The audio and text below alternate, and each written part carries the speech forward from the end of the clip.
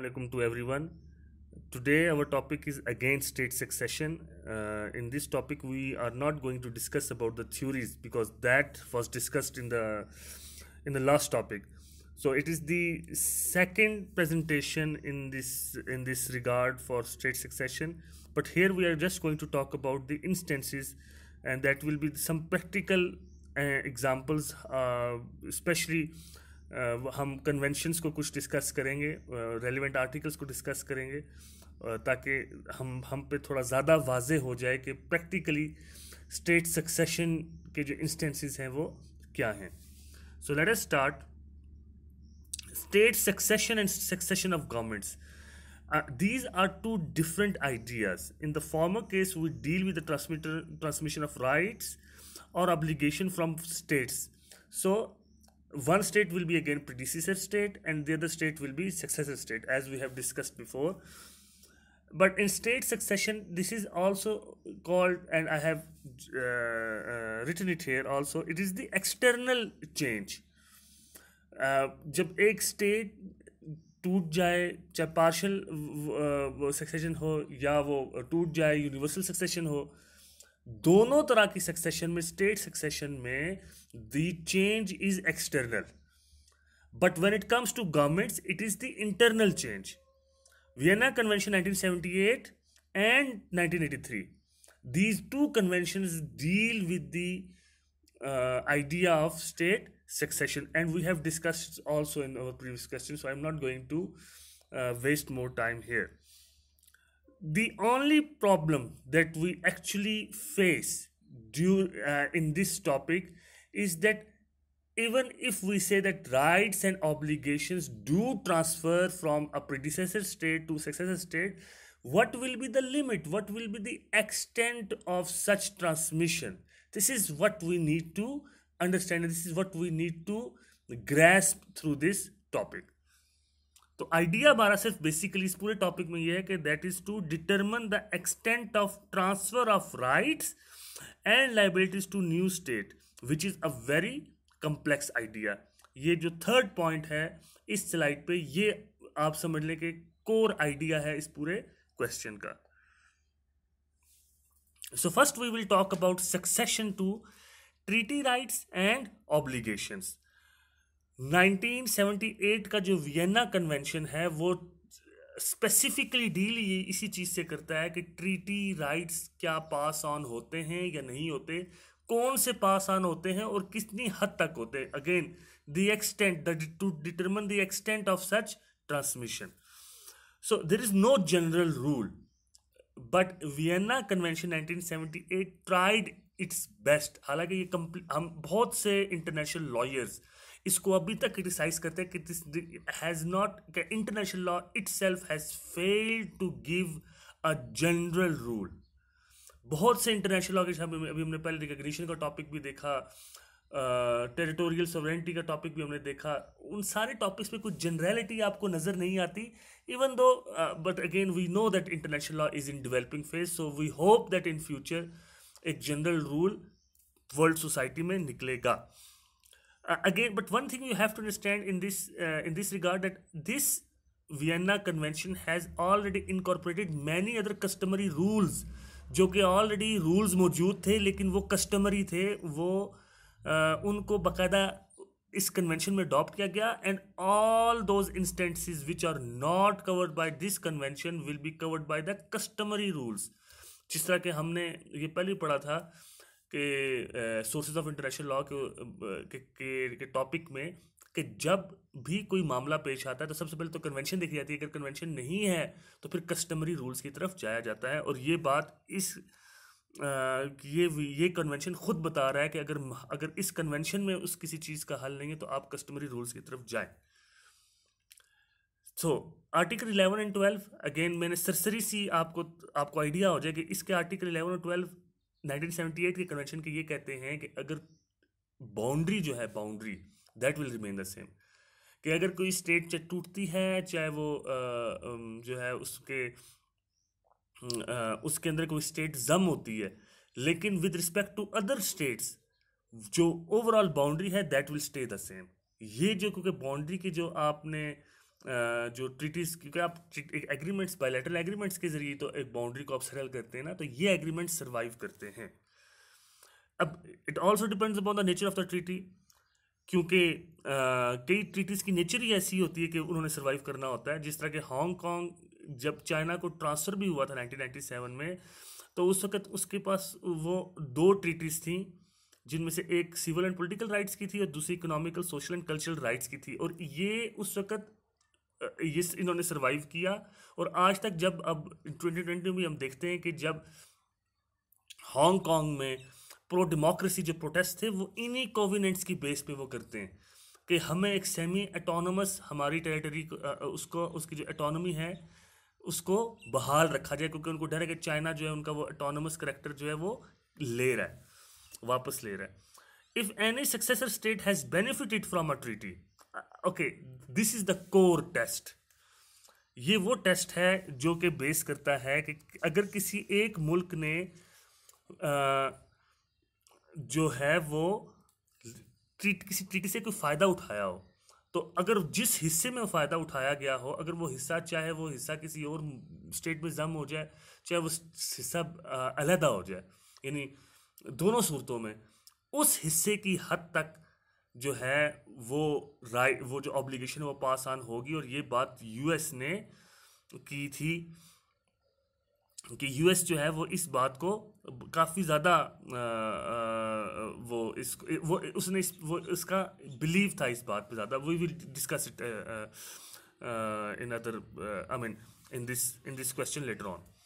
So if any successor state has benefited from a treaty or a successor state is merged in predecessor state like Prussia into German Empire, then principally treaty obligations will pass on.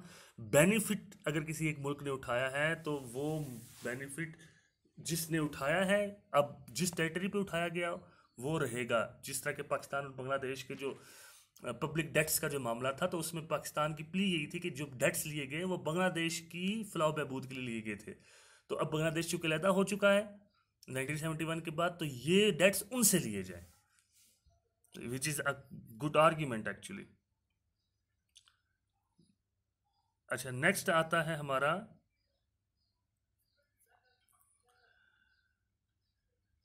Moving treaty frontier,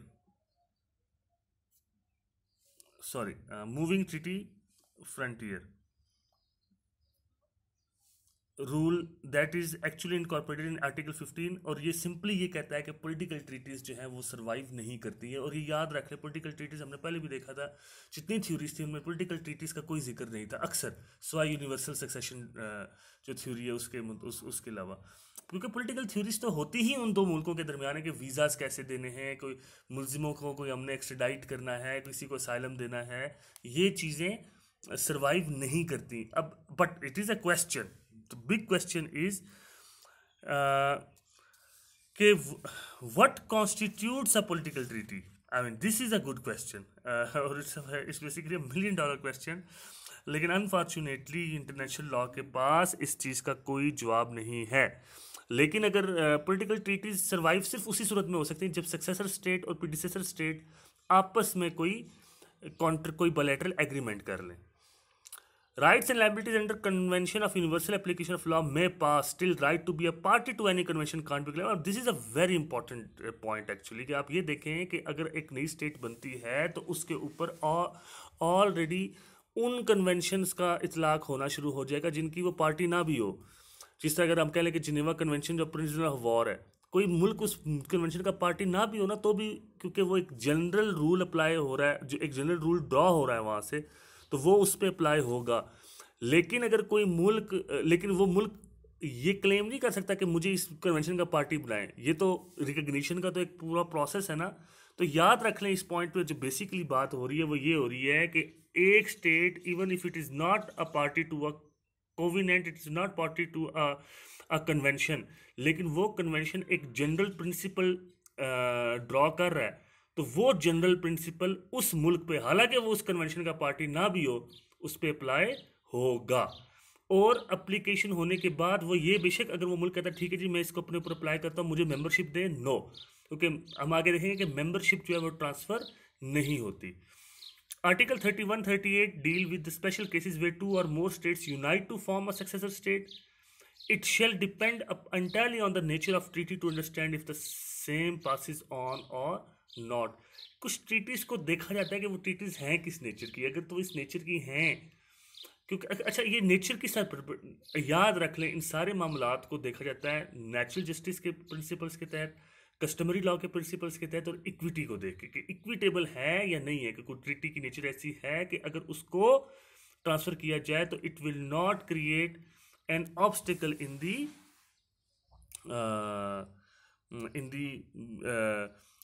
in the furtherance of justice, natural justice especially.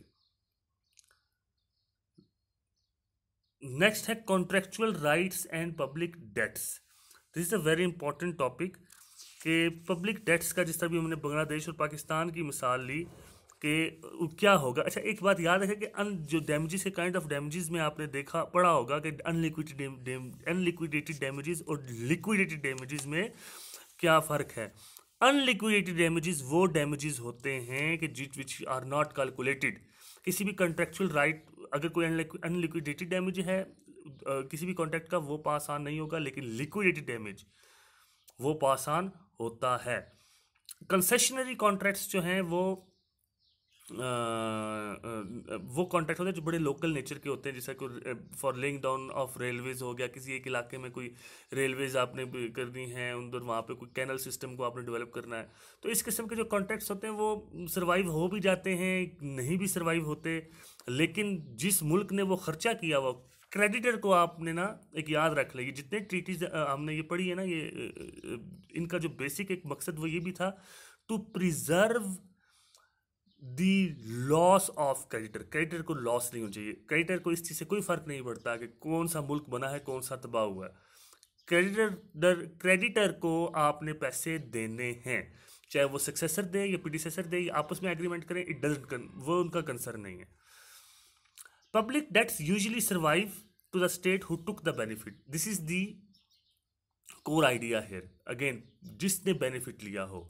और इसी चीज़ को रख के जो Ottoman date arbitration 1925 जो ये हुआ था कि ओटोमन एम्पायर की डिसोल्यूशन के बाद कि भाई अब इनके मामलात, इनके इनकी जो डेट्स हैं वो कौन पे करेगा, तो क्योंकि ओटोमन एम्पायर तो बहुत बड़े एरिया पे थी, तो जब वो सारे की सारी जो नई जो स्टेट्स बनी थी, जिनमें इजिप्ट हो गया या कोई और स्टेट्स थी, तो फिर ये आपस में तय पाया था कि जिस लैंड पे वो बेनिफिट उठाया गया हो, उस लैंड यानी उस कंट्री ने वो पैसा वापस करना है, तो इक्विटेबली डिस्ट्रीब्यूट कर दिया जाता है नॉर्मली इस केस में, कि जब एक स्टेट बहुत सी स्टेट्स में डिस्ट्रीब्यूट हो जाए तो। या अगेन जो यूएस की बात थी कि यूएस ने जो है वो इस बारे में भी उनकी वही पॉलिसी थी कि जो पास ऑन, ये इस तरह के जो मामलात हैं जो जिनमें बेनिफिट लिया वो पास ऑन होते हैं। Unliquidated damages of torts do not पास।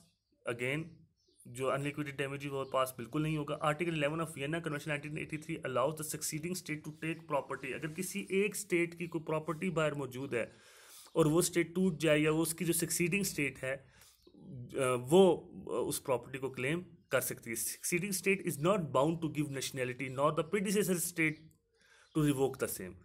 देखिए जब कोई एक स्टेट ख़त्म होती है तो उसके लॉज ख़त्म हो जाते हैं, तो ऑफ कोर्स जो नई स्टेट है वो ज़रूरी नहीं है कि वो नेशनैलिटी दे ही दे उस लैंड पे रहने वाले लोगों को।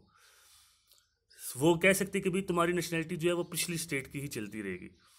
सम ऑफ द राइट्स में सर्वाइव, जिसमें स्पेशली कस्टमरी राइट्स हैं। पुर्तगाल और इंडिया का एक बहुत फेमस जो केस, हमने पहले भी इसको स्टडी किया 1960 का, जो हमने सोर्सेज ऑफ लॉ के क्वेश्चन में भी I think we have studied that, तो आप इसको दोबारा स्टडी कर सकते हैं। पुर्तगाल वर्सेस इंडिया 1960 का जो ये केस है।